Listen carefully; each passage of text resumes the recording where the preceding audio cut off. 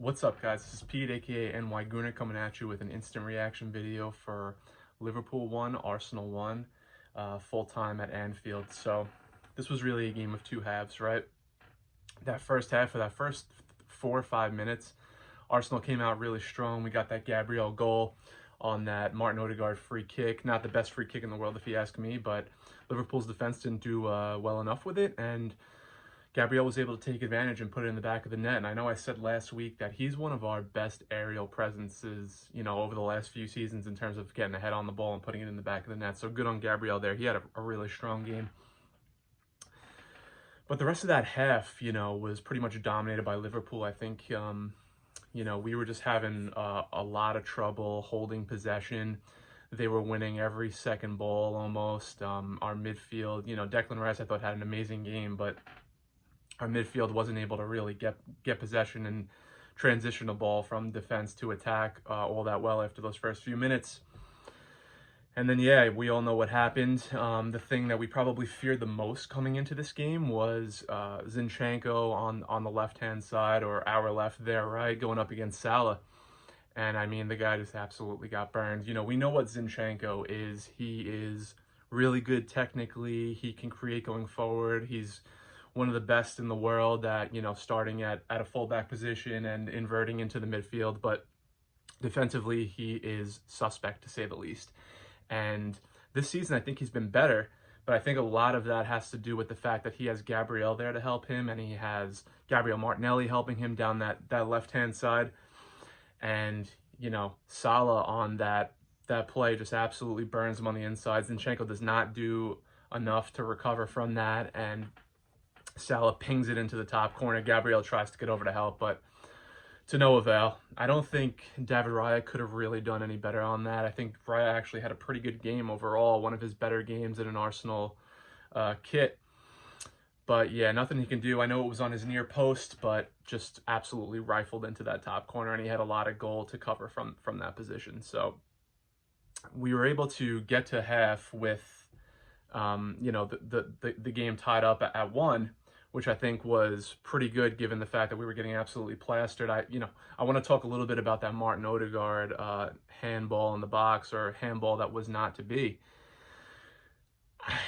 I mean, I got to be honest with you. I think it's probably a pen. If that happens against Arsenal and we don't get the penalty called, I'm absolutely freaking out on this instant reaction right now. So I didn't really hear much of an explanation. I guess he kind of tripped and, made no, there was no intent there. But to me, intent with handball in the box or handball in general shouldn't be really a thing. If your hand hits the ball, if it's not in a natural position, which that is not a natural position, maybe you can make the argument that falling down, it's a natural position to kind of break your fall, but I don't know.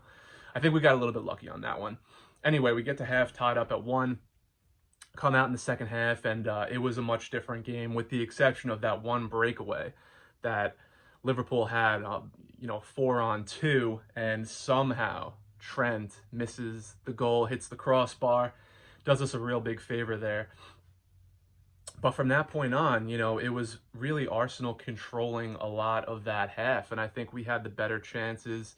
I think a lot of this game comes down to just our attack not getting it done in terms of, final end product. But, I think where we want to start this game is talking about the defense, because that's where we were really strong. And I think, the person that I want to start with is probably Declan Rice. I mean, forgive me if you've heard this before, but absolute bargain at 100 million. I mean, the guy just gets better and better every single game. Watching him at West Ham, he never really stood out. I got to be honest with you. He never really stood out to me. I always heard, the English media talk about him. He's an English guy, plays for the national team. But I never really saw what it was that made him special. And now that I'm seeing him week in and week out in a really good Arsenal team, he just blows me away every single week. He is all over the pitch, covering every blade of grass, breaking up the play. He's getting more progressive with his passing. I saw him ping some wide balls out as well. So showing really good range on his passing as well, but just keeps it moving. I mean, he can, better technically than I thought. He's got such a motor. He's a leader. His positioning is just off the charts. You know, everything you want in a defensive midfielder. You know, and I think he can play the box-to-box role as well. I mean, Declan Rice has that. And just, again, what a game from him today.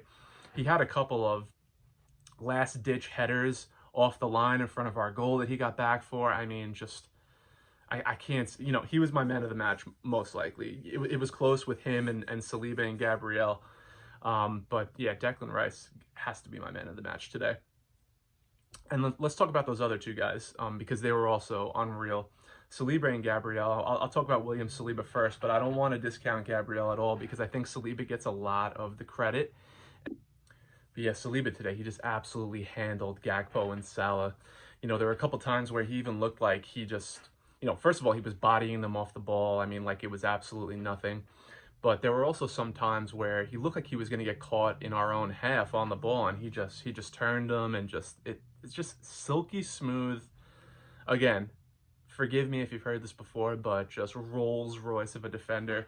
In my opinion, the best defender, or best young defender at the very least in the world right now. I think, you know, in a game where he's going up against the guy that's held the throne of one of the best defenders in the world, if not the best defender in the world for the last like 5 years or so, in Virgil van Dijk, you know, he just didn't blink in a hostile ground.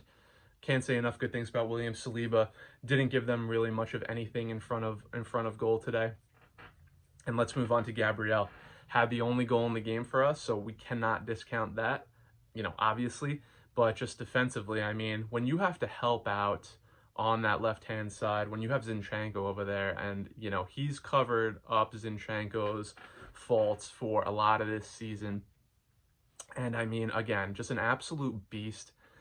Like I said last week, you know, for Saliba's lightning, he's the thunder. He does those little dirty things. He's not afraid to get there. I mean, just, he's so underrated. And I know that there's been people that have talked about a bozo gene with him in the past. Personally, I haven't seen that in a good while now. And, you know, every player has a little gaffe here and there, but Gabriel just has become one of the top defenders in the Premier League for me.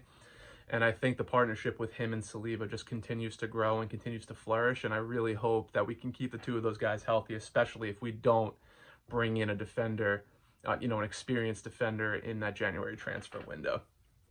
So let's talk about David Raya a little bit. I thought David Raya had a really nice game. He did a great job of claiming the ball on the crosses and the corners and all that. He did a good job coming off his line to claim the ball. So, you know, there were a couple times where he pinged it out with his foot and it kind of just into a corner and just went out of play, which I wish he would have did a little bit better with those. But overall, I thought really strong game from him. You know, he cleaned up everything that he needed to clean up. He kind of kept the ball moving when he needed to and didn't make any stupid decisions. And when you're at a hostile ground like Anfield, that's really important. So I thought David Raya had a really nice game. Martin Odegaard, I don't think had his best game. I thought he was really good last week. And, you know, I know in the past it's been said that maybe he's more of, you know, really nice weather at home. You know, that's when he's at his best. And maybe that's true. But I was hoping to see a little bit more from him in this game. The creativity wasn't, you know, really coming through him all that much. I thought he would play better in the second half. The first half, he was dreadful, in my opinion. You know, got caught on the ball a couple times in our own half. A lot of guys got into that situation in the first half. But, yeah, not one of Odegaard's best games. Kai Havertz also in that midfield. I thought Kai, you know, he's a big dude. And I saw Raya trying to get the ball out to him on a lot of long balls. And he just wasn't winning those aerial duels today. So, yeah, not his best game. You know, I know he's been in top form or much better form recently, but, yeah, not one of his best games. And then you know, if we're talking about the attack, again, it just wasn't really, the end product just wasn't there. I actually thought Saka had a good game. He created a lot on that right-hand side. He was able to beat his defender a couple times and put some nice balls into the box, win a couple of corners. Gabriel Jesus, I thought was okay. Again, just didn't have that end product, but, you know, kept it moving, made his teammates better. And unfortunately, Gabriel Martinelli, and, you know, going into this, I want to say that Martinelli is one of my favorite players in the squad. but I thought today he was just not good. It was really starting to just get on my nerves that, it's the same thing that you've seen with him in the past, where he just, when he has multiple options available to him, we were trying to counter against them, quite a few times in this game, and he got the ball out wide, had a few options, and he just has his head down on the ground, dribbles the ball around, does not make any decision really at all, but definitely not the right decision. And we ended up losing possession. I mean, Kanate a couple times just absolutely handled him on the ball and just pushed him off the ball. And I think it was the right move to have him be the first guy off the pitch today. But I was really hoping we would see more out of Martinelli today against Trent, who is not the best defensively, but not to be. The subs, Trossard and Eddie Nketiah, I thought Trossard played pretty well when he came on. I thought he was able to win a couple of good corners in situations where he was surrounded by some red kits. And yeah, Eddie, I thought, brought some energy to the game. Not as good as Trossard, but he did have a nice little poke on a ball on the edge of the 18-yard box in front of our own net on Soboslai, I believe it was. So yeah, I mean, I think overall a 1-1 draw is a pretty... going into this game on my match preview, I said I think that would be a decent result, but I was really hoping that we could take all 3 points for the first time since 2012 in the Premier League against them, because I do feel that we have a better overall team than them, at least in the starting 11.